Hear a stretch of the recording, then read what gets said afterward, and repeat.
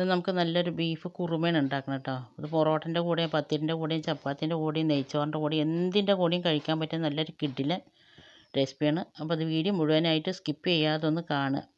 Video ഇഷ്ടമായ എല്ലാവരും like ചെയ്യാനൊന്നും മറന്നു പോകരുത്. അപ്പോൾ ഇതെങ്ങനെ ഉണ്ടാക്കുന്നത് കണ്ടു നോക്കിയാൽ. Welcome back to our channel. നമ്മുടെ പുതിയൊരു വീഡിയോയിലേക്ക് എൻ്റെ എല്ലാ കൂട്ടുകാർക്കും സ്വാഗതം.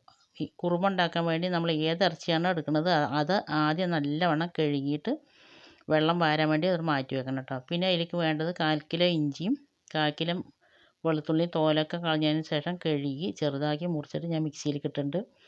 അതിലേക്ക് 1 ടേബിൾ സ്പൂൺ വലിയ ജീരകം ഇട്ടിട്ട് നല്ലപോലെ ഒന്ന് ചതച്ചെടുക്കണം. അതൊക്കെ ഞാനവിടെ റെഡിയാക്കി വെച്ചിട്ടുണ്ട്. ഇനി നമ്മൾ ഉണ്ടാക്കാൻ വേണ്ടി വലിയൊരു ചട്ടി വെച്ചിട്ടുണ്ട്. അതിലേക്ക് ഞാൻ 1 ടേബിൾ സ്പൂൺ വെളിച്ചെണ്ണ ഒഴിച്ചിട്ടുണ്ട്. എണ്ണ നിങ്ങൾക്ക് നിങ്ങളുടെ ആവശ്യത്തിന് ഒഴിക്കാം കേട്ടോ. ഞാൻ ഒരുപാടൊന്നും ഒഴിക്കണില്ല. പിന്നെ അതിലേക്ക് ഒരു 4 ഗ്രാമ്പും 4 ഏലക്കയും ഒരു തുണ്ട് പട്ട എടുത്തിട്ട് ചെറുതാക്കി മുറിച്ചിട്ട് ഞാൻ അതും ഇട്ട് കൊടുത്തിട്ടുണ്ട്. അതൊന്ന് പൊട്ടിയതിൻ്റെ ഫ്ലേവർ വരുന്ന സമയത്ത് നമ്മളിതിലേക്ക് 6 വലിയ ഉള്ളിയാണ് കേട്ടോ. മീഡിയം സൈസ് ഉള്ളിയാണ്. 6 ഉള്ളി എടുത്തിട്ടുണ്ട്. 3 കിലോ ബീഫാണ് നമ്മൾ ഉണ്ടാക്കുന്നത്. ഉള്ളി ഇട്ട് നല്ലവണ്ണം ഒന്ന് വഴന്ന് ഒന്ന് കുറച്ച് നേരം ഒന്ന് വഴറ്റുമ്പോഴേക്കും അതിൻ്റെ കളറൊക്കെ ഒന്ന് മാറി വരും. ആ സമയത്ത് നമ്മൾ ചതച്ച് വെച്ച ഇഞ്ചിയും വെളുത്തുള്ളിയും വലിയ ജീരകം പാടുള്ള അതിന് 3 ടേബിൾ സ്പൂണ് ഞാൻ ഇട്ട് കൊടുത്തിട്ടുണ്ട്. ഇനി നമുക്ക് ആ ഇഞ്ചിൻ്റെയും വെളുത്തുള്ളിൻ്റെയും ഒക്കെ പച്ചമണം പോകുന്നവരെ ഒന്ന് വഴറ്റി കൊടുക്കുക. ഒരല്പം നേരം വഴറ്റുമ്പോഴേക്കും തന്നെ അതിൻ്റെ പച്ചമണമൊക്കെ നന്നായിട്ട് പോയിട്ടുണ്ട്. പിന്നെ നമ്മൾ എരിവിന് ആവശ്യമായിട്ടുള്ള പച്ചമുളക് എടുക്കുന്നുണ്ട്. നിങ്ങൾക്ക് എത്രയാണോ എരിവിന് ആവശ്യം വെച്ചാൽ അതിനനുസരിച്ചിട്ട് മുളക് എടുക്കുക. പിന്നെ ആയിരിക്കും ഞാൻ 2 തക്കാളി എടുത്തിട്ടുണ്ട്. പിന്നെ മീഡിയം സൈസ് തക്കാളിയാണ്. തക്കാളി നിർബന്ധമൊന്നുമില്ല, വേണമെങ്കിൽ ഇട്ടാൽ മതി. തക്കാളിയും കൂടി ഇടുമ്പോൾ നല്ലൊരു ടേസ്റ്റ് ഉണ്ടാവും. തക്കാളി ചെറുതാക്കി മുറിച്ചിട്ട് അതിന് ശേഷം ഒന്ന് വഴറ്റിയതിന് ശേഷം പിന്നെ നമ്മൾ അതിലേക്ക് വേണ്ടിയിട്ടുള്ള ഉപ്പ് ഇട്ടിട്ടുണ്ട്. ഉള്ളി വഴറ്റുമ്പോഴും ഞാൻ ഉപ്പൊന്നും ഇട്ടിട്ടില്ല. അപ്പോൾ ആവശ്യത്തിനുള്ള ഉപ്പ് ഇട്ടതിന് ശേഷം നല്ലവണ്ണം വഴറ്റി ഇനി തക്കാളിയൊക്കെ ഒന്ന് വെന്ത് സോഫ്റ്റായി കിട്ടണം. അതിന് ശേഷം നമുക്കിതിലേക്ക് കുറച്ച് പൊടികളിടാം. അതിലേക്ക് നമ്മൾ കുരുമുളക് പൊടിയാണ് ഇടുന്നത്. ഞാനിത് വീട്ടിൽ തന്നെ പൊടിച്ച പൊടിയാണ് കേട്ടോ. 3 ടേബിൾ സ്പൂൺ കുരുമുളക് പൊടി എടുത്തിട്ടുണ്ട്. പിന്നെ 1.5 ടേബിൾ സ്പൂൺ ഗരം മസാല പൊടി എടുത്തിട്ടുണ്ട്. 2 ടേബിൾ സ്പൂൺ മല്ലിപ്പൊടി എടുത്തിട്ടുണ്ട്. മല്ലിപ്പൊടി ഒരുപാടൊന്നും വേണ്ട, മല്ലിപ്പൊടി ഇത്ര തന്നെ മതി കേട്ടോ. പിന്നെ നമ്മൾ കുരുമുളകും പച്ചമുളകാണ് എരിവിനായിട്ട് എടുക്കുന്നത്. നമ്മളിതിലേക്ക് മുളക് പൊടി ചേർത്തണില്ല. ഇനി ഇട്ട പൊടികളുടെ പച്ചമണം മാറുന്നവരെ ഒന്ന് വഴറ്റി കൊടുക്കുക. ഒന്ന് അല്പം കുറച്ച് നേരം ഒന്ന് വഴറ്റുമ്പോഴേക്കും തന്നെ അതിൻ്റെ പൊടികളുടെയൊക്കെ പച്ചമണം മാറിയിട്ടുണ്ട്. അതിന് ശേഷം നമ്മളിതാ കഴുകി വെള്ളമൊക്കെ വാർന്ന ബീഫ് അതിലിട്ടിട്ടുണ്ട്. ഇനി ബീഫ് ഈ മസാലയിൽ നല്ലപോലെ ഒന്ന് വഴറ്റിയെടുക്കണം കേട്ടോ. മസാലയും ബീഫും പാടെ നല്ലവണ്ണം ഒന്ന് മിക്സാക്കി എടുക്കണം. ഇനി ഞാനിതിലേക്ക് ഒരു 3 വലിയ ഉരുളക്കിഴങ്ങ് തോലൊക്കെ കളഞ്ഞതിന് ശേഷം കഴുകി മുറിച്ചെടുത്തിട്ടുണ്ട്. അതും ഞാൻ അതിലേക്ക് ഇട്ട് കൊടുത്തിട്ടുണ്ട്. ബീഫും ഉരുളക്കിഴങ്ങും മസാലയും കൂടി നല്ലവണ്ണം ഒന്ന് വഴറ്റി കൊടുക്കുക. എണ്ണ നിങ്ങൾക്ക് കുറച്ച് കൂടുതൽ വേണമെങ്കിൽ ഒഴിക്കുക, കുറവ് വേണമെങ്കിൽ ഒഴിക്കുക. അത് അവനവൻ്റെ ഇഷ്ടം പോലെയാണ് കേട്ടോ. ഇതിപ്പോൾ നല്ലവണ്ണം വഴറ്റിയതിന് ശേഷം ഞാനിത് നിങ്ങൾക്ക് അടുപ്പിലാണ് വെക്കണമെന്ന് വെച്ചാൽ ഇതേപോലെ തന്നെ അടുപ്പിൽ വെച്ച് വേവിച്ചാൽ മതി. ഇപ്പം എനിക്ക് അടുപ്പല്ല, ഞാൻ കുക്കറിലാണ് വേവിക്കുന്നത്. ഇത് 7 ലിറ്ററിൻ്റെ കുക്കറാണ്. അപ്പോൾ ഞാൻ മുഴുവനായിട്ടും കുക്കറിലിട്ടിട്ടുണ്ട്. ഒന്ന് ചൂട് കണ്ടാൽ ബീഫ് ഒന്ന് ചുങ്ങും ചെയ്യുമല്ലോ. അതിന് ശേഷം നമുക്ക് കുക്കറിൻ്റെ മൂടി വെച്ച് അടച്ചു കൊടുക്കണം. തിളച്ച് തൂത്ത് പുറത്ത് വരാതിരിക്കാൻ വേണ്ടിയിട്ട് ഞാൻ അതിലേക്ക് കുറച്ച് വെളിച്ചെണ്ണ ഒഴിക്കുന്നുണ്ട് കേട്ടോ. ഒഴിച്ച് നല്ലപോലെ തേച്ച് കൊടുക്കുന്നുണ്ട്. ഇങ്ങനെ കുക്കറിൻ്റെ മൂടിയിൽ കുറച്ച് വെളിച്ചെണ്ണ തേച്ച് കൊടുത്തിട്ട് നമ്മൾ മൂടിയിട്ടുണ്ടെങ്കിൽ ഏത് സാധനം വെക്കുകയാണെങ്കിലും അത് തിളച്ചിട്ട് മേലേക്ക് വരില്ല കേട്ടോ. അതൊരു ടിപ്പാണ്, വേണ്ടവർ ഒന്ന് പരീക്ഷിച്ച് നോക്കിക്കോണം. പിന്നെ കുക്കറിൻ്റെ മൂടി ഇട്ടതിന് ശേഷം ഹൈ ഫ്ലെയിമിൽ തന്നെ ഇട്ടിട്ട് ഒറ്റ വിസിലേ ഞാൻ അടുപ്പിക്കണുള്ളൂ. നമ്മൾ സാധനം കൂടുതലുണ്ടെങ്കിൽ പെട്ടെന്ന് വെന്ത് കിട്ടും. അതുപോലെ തന്നെ കുറച്ച് സാധനമാണ് നമ്മൾ കുക്കറിലിടണമെന്ന് വെച്ചാൽ 1, 2, 3 വിസിലൊക്കെ അടുപ്പിക്കേണ്ടി വരും. ഇതിപ്പോൾ കുക്കർ നിറയെ ബീഫുണ്ടല്ലോ, അപ്പോൾ അതുകൊണ്ട് ഒറ്റ വിസിലടുപ്പിച്ചിട്ട് ഞാനിത് വേവിച്ചെടുക്കുന്നുണ്ട്. ബാക്കി നമ്മളുള്ളത് ഇനി മസാലയിലിട്ടിട്ടാണ് വേവിച്ചെടുക്കുന്നത്. ഒരു വിസിൽ വന്നതിന് ശേഷം ഞാൻ ഫ്ലെയിം ഓഫാക്കി. ഫ്ലെയിം ഓഫാക്കിയതിന് ശേഷം പിന്നെ അതിൻ്റെ പ്രഷർ മുഴുവനും പോയതിന് ശേഷം മാത്രം കുക്കർ തുറന്നാൽ മതി.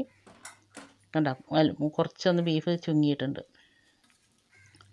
നിങ്ങളുടെ അടുത്ത് വലിയ കുക്കറില്ല എന്നുണ്ടെങ്കിൽ മസാല ഇങ്ങനെ ആക്കിയതിന് ശേഷം 2, 3 കുക്കറിലിട്ടിട്ട് വേവിച്ചെടുത്താലും മതി. പിന്നെ നമ്മൾ വേവിച്ചെടുത്ത ബീഫിൽ നിന്ന് അതിൻ്റെ ഉരുളക്കിഴങ്ങ് മുഴുവൻ അങ്ങോട്ട് മാറ്റി കൊടുക്കുന്നുണ്ട്. ഈ സമയം നിങ്ങൾക്ക് എൻ്റെ വീഡിയോ കണ്ടിട്ട് ഇഷ്ടമാകുക എന്നുണ്ടെങ്കിൽ വീഡിയോക്ക് എല്ലാവരും ലൈക്ക് ചെയ്യാനും സബ്സ്ക്രൈബ് ചെയ്യാതെ പുതിയ കൂട്ടുകാരാരെങ്കിലും നമ്മുടെ വീഡിയോ കാണുന്നുണ്ടെങ്കിൽ ഒന്ന് സബ്സ്ക്രൈബ് ചെയ്തും കൂടി സപ്പോർട്ട് ചെയ്യാനും മറന്നു പോയത് കേട്ടോ. അപ്പോൾ അതാ ഉരുളക്കിഴങ്ങ് മുഴുവനായിട്ട് ഞാൻ അതിൽ നിന്ന് മാറ്റിയെടുത്തിട്ടുണ്ട് കേട്ടോ. അപ്പോൾ നമ്മൾ ഒരു പൊട്ട് പോലും ബീഫിൽ വെള്ളം ഒഴിക്കാണ്ടാണ് വെച്ചത്. എന്നാലും ബീഫിൽ നിന്നുള്ള വെള്ളം ഇറങ്ങിയിട്ടുണ്ട്. ഇനി ഞാനത് വേറൊരു പാത്രത്തിലേക്ക് മാറ്റിയിട്ടുണ്ട്. എന്നിട്ട് നമ്മൾ കോരിയെടുത്ത ഉരുളക്കിഴങ്ങ് മുഴുവനായിട്ടും ചൂടൊക്കെ ആറിയതിന് ശേഷം ഞാൻ മിക്സിൻ്റെ ജാറിലിട്ടിട്ട് അരച്ചെടുത്തിട്ടുണ്ട്. അതിൻ്റെ മുമ്പ് ഞാൻ ഒരു തേങ്ങ കുറച്ച് വലിയ ജീരകം ഇട്ട് അരച്ചെടുത്തിട്ടുണ്ടായിരുന്നു കേട്ടോ. ഒരുപാട് വലിയ ജീരകമൊന്നും വേണ്ട, കുറച്ച് ജീരകം ഇട്ടിട്ട് ഞാൻ അരച്ചെടുത്തിട്ടുണ്ട്. തേങ്ങയിൽ വേറെ ഒന്നും ഞാൻ ചേർക്കിട്ടില്ല, വറുത്തിട്ടൊന്നുമില്ല കേട്ടോ. പിന്നെ നമ്മൾ ഉരുളക്കിഴങ്ങ് അരച്ചതും തേങ്ങയും പാടുള്ള മിക്സാണ് ഇപ്പോൾ ഒഴിച്ചു കൊടുത്തത്. പിന്നെ നമ്മൾ ഇതിലേക്ക് എന്ത് വെള്ളം ഒഴിക്കുകയാണെങ്കിലും ഇനി ഒഴിക്കുമ്പോൾ തിളച്ച വെള്ളം അല്ലെങ്കിൽ ചൂടുള്ള വെള്ളം മാത്രം ഒഴിച്ചു കൊടുക്കുക. വെള്ളം പച്ചവെള്ളം ഒഴിച്ച് പറഞ്ഞാൽ നമ്മുടെ ചാറ് പച്ചവെള്ളം ചുവയ്ക്കുള്ളൂ. ഇനി തേങ്ങൻ്റെയും ഉരുളക്കിഴങ്ങിൻ്റെയും മിക്സ് ഒഴിച്ചതിന് ശേഷം നല്ലവണ്ണം ഇളക്കി കൊടുക്കുക. അതിന് ശേഷം ഞാനിത് കുറച്ച് അണ്ടിപ്പരിപ്പും കുറച്ച് ബദാമും എടുത്ത് നല്ലപോലെ ഒന്ന് തിളപ്പിച്ചിട്ടുണ്ട്. കുതിരാനിടാൻ മറന്നതുകൊണ്ടാണ് കേട്ടോ തിളപ്പിക്കണം. നിങ്ങൾ കുറച്ച് നേരത്തെ കുതിർത്തിയാൽ മതി.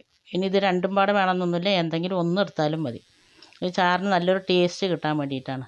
ഇനി അത് ചൂടാറിയതിന് ശേഷം ഫൈനായിട്ട് ഞാൻ അരച്ചെടുത്ത് അത് ഒഴിച്ചിട്ടുണ്ട്. പിന്നെ അതിലേക്ക് കുറച്ച് വെള്ളം ഒഴിച്ചിട്ടുണ്ട്, അത് ചുടുവെള്ളമാണ് ഒഴിക്കുന്നത്. ഉരുളക്കിഴങ്ങ് അരച്ചൊഴിക്കുമ്പോൾ നമ്മുടെ ചാറിന് നല്ലൊരു കുറുക്കം കിട്ടും. അതുപോലെ തന്നെ അണ്ടിപ്പരിപ്പും ബദാമൊക്കെ നമ്മൾ ഒഴിക്കുമ്പോൾ ചാറിന് നല്ലൊരു ടേസ്റ്റ് കിട്ടും. ഇത് ചെറിയൊരു പരിപാടി ഉണ്ടായിരുന്നു കേട്ടോ, അപ്പോൾ അതിന് വേണ്ടിയിട്ട് ഉണ്ടാക്കിയതാണ്. പിന്നെ കുറച്ച് ആവശ്യത്തിനുള്ള ഉപ്പ് ഇട്ടതിന് ശേഷം ഒന്ന് നല്ലവണ്ണം തിളപ്പിച്ച് നമ്മൾ ഒഴിച്ച അണ്ടിപ്പരിപ്പും തേങ്ങയും ഒക്കെ പടം നല്ലവണ്ണം ഒന്ന് വെന്ത് തിളച്ച് കിട്ടണം. ഞാൻ ഒരു തേങ്ങ ഇപ്പോൾ ഇതിലേക്ക് അരച്ചൊഴിച്ചിട്ടുള്ളൂ കേട്ടോ. ഇനി നമ്മൾ ഇതിലേക്ക് ഒരു സാധനം കൂടി ചേർത്തിട്ടുണ്ട്. അതും കൂടി ഒഴിക്കുമ്പോഴാണ് നമ്മുടെ ചാറിന് നല്ലൊരു ടേസ്റ്റും കുറുക്കും ഒക്കെ ഉണ്ടായി കിട്ടുക. കഴിച്ചവർക്കൊക്കെ നല്ല വണ്ണം പറ്റിയിട്ടുണ്ടായിരുന്നു കേട്ടോ. അടിപൊളി ടേസ്റ്റാണെന്ന് എല്ലാവരും പറഞ്ഞത്. പിന്നെ എനിക്ക് കുറച്ച് മല്ലിയില ഒഴിച്ചിട്ട് മല്ലിയില ഇട്ടതിന് ശേഷം നല്ലപോലെ ഒന്ന് ഇളക്കി കൊടുത്തിട്ടുണ്ട്. ഇനി ഞാനിപ്പോൾ അത് ഒഴിക്കേണ്ടത് ഒരു തേങ്ങൻ്റെ കട്ടിയുള്ള പാലാണ്. അപ്പോൾ നമ്മളൊരു തേങ്ങ അരച്ചിട്ട് ഒഴിച്ച് ഒരു തേങ്ങൻ്റെ പാലും ഒഴിച്ചിട്ടുണ്ട്. ഇനി തേങ്ങാപ്പാൽ ഒഴിച്ച് നല്ലവണ്ണം ഒന്ന് ചൂടായി കിട്ടിയാൽ മതി. ഇനി ഇത് തിളക്കേണ്ട ആവശ്യമില്ല. ഒരു 5 മിനിറ്റ് ഞാൻ നല്ലവണ്ണം ചൂടാക്കി എടുക്കുന്നുണ്ട്. എന്നിട്ട് പിന്നെ ഫ്ലെയിം ഓഫാക്കുന്നുണ്ട്. ഫ്ലെയിം ഓഫാക്കിയതിന് ശേഷം നമുക്ക് ഇതിലേക്കൊരു താളിപ്പ് ഇടണം. അതിന് ഞാൻ 2 ടേബിൾ സ്പൂൺ നെയ്യ് ഒഴിക്കുന്നുണ്ട്. നിങ്ങൾക്ക് വെളിച്ചെണ്ണയിൽ വേണമെങ്കിലും ചെയ്തെടുക്കുക. നെയ്യ് ഒഴിച്ചതിന് ശേഷം അതിലേക്കൊരു കുറച്ച് അണ്ടിപ്പരിപ്പ് എടുത്തിട്ട് ഒന്ന് വറുത്തെടുക്കുന്നുണ്ട് കേട്ടോ. അത് ഡെക്കറേഷൻ ചെയ്യാൻ വേണ്ടിയിട്ടാണ്. അണ്ടിപ്പരിപ്പ് ഇതാ വറുത്തെടുത്തിട്ടുണ്ട്. അതിന് ശേഷം കുറച്ച് ഞാൻ ചെറിയ ഉള്ളി ചെറുതാക്കി മുറിച്ചെടുത്തിട്ടുണ്ട്. ചെറിയ ഉള്ളിയും കൂടെ തന്നെ തൂമിക്കുക. അപ്പോഴാണ് നല്ലൊരു ഫ്ലേവറും നല്ലൊരു ടേസ്റ്റൊക്കെ ഉണ്ടാവും. അതിന് ശേഷം 2-3-4 പച്ചമുളക് നമ്മൾ അതേ എണ്ണയിലേക്ക് തന്നെ ഇട്ടിട്ടുണ്ട്. ചെറിയ ഉള്ളി നല്ല ഗോൾഡൻ കളറായി വന്നതിന് ശേഷം പച്ചമുളക് ഇട്ട് കറിവേപ്പിലയും മല്ലിയിലയും ഇട്ടിട്ടുണ്ട്. ഇതെല്ലാം എണ്ണയിലിടുമ്പോൾ നല്ലൊരു ഫ്ലേവർ ഉണ്ടാവും കേട്ടോ കറിക്ക്. പിന്നെ അതിലേക്ക് കുറച്ച് കുരുമുളകിൻ്റെ പൊടി ഇടുന്നുണ്ട്, കുറച്ച് ഗരം മസാലേൻ്റെ പൗഡർ ഇടുന്നുണ്ട്. ഈ നെയ്യിൽ ഇതെല്ലാം പാടെ കിടന്ന് വഴലുമ്പോൾ നല്ലൊരു ടേസ്റ്റും നല്ലൊരു മണമൊക്കെ ഉണ്ടാവും. അതിന് വേണ്ടിയിട്ടാണ് എണ്ണയിലിട്ട് വഴറ്റുന്നത്. എല്ലാം പാടെ വഴറ്റിയതിന് ശേഷം നമ്മളിത് കറിയിലേക്ക് ഒഴിച്ച് കൊടുക്കുന്നുണ്ട്. ഇനി ഇത് നല്ലവണ്ണം ഇളക്കി കൊടുക്കുക. ഇതേപോലെ ഉണ്ടാക്കാത്തവരൊന്ന് ഉണ്ടാക്കി നോക്കുക കേട്ടോ. ഉണ്ടാക്കി നോക്കിയതിന് ശേഷം നിങ്ങൾ ഇതിൻ്റെ ഫീഡ്ബാക്ക് എന്തായാലും താഴെ കമൻറ്റ് ബോക്സിലൊന്ന് അറിയിപ്പിക്കാനൊന്നും മറന്നു പോയത്. നിങ്ങൾ ഉണ്ടാക്കിയതിന് ശേഷമുള്ള ഫീഡ്ബാക്ക് കാണുമ്പോഴാണ് ഇനി ഇതൊരാൾക്ക് ഉണ്ടാക്കി നോക്കാമെന്നുള്ളൊരു തോന്നലുണ്ടാകുള്ളൂ. ലാസ്റ്റ് നമ്മൾ വറുത്ത് വെച്ച അണ്ടിപ്പരിപ്പ് മുഴുവനായിട്ട് ഞാൻ അതിൻ്റെ മേലെ കൊട്ടിട്ടുണ്ട്. പച്ചമുളകും ഒക്കെ നമ്മൾ ഇതിൽ വറുത്തിട്ടുണ്ടായിരുന്നല്ലോ. വീഡിയോ ഇഷ്ടമായിട്ടുണ്ടാവുമെന്ന് വിചാരിക്കുന്നു. ഇഷ്ടമായ എല്ലാവരും ലൈക്ക് ചെയ്യാനും ഷെയർ ചെയ്യാനും സബ്സ്ക്രൈബ് ചെയ്യാതെ കാണുന്ന കൂട്ടുകാരുണ്ടെങ്കിൽ സബ്സ്ക്രൈബ് ചെയ്ത് സപ്പോർട്ട് ചെയ്യാനൊന്നും മറന്നു പോകരുത്. അതുപോലെ തന്നെ ഇതേപോലെ നിങ്ങളൊന്ന് ഉണ്ടാക്കി നോക്കിയതിന് ശേഷം ഫീഡ്ബാക്ക് അറിയിപ്പിക്കാനും മറന്നു പോകരുത്. അപ്പോൾ ഇനി അടുത്ത നല്ലൊരു വീഡിയോ ആയിട്ട് വരുന്നവരെല്ലാവരെ കൊണ്ടും ഓക്കെ, താങ്ക് യു, ബൈ. കാണുമ്പോൾ തന്നെ അറിയില്ല, അടിപൊളിയായിരുന്നു കേട്ടോ.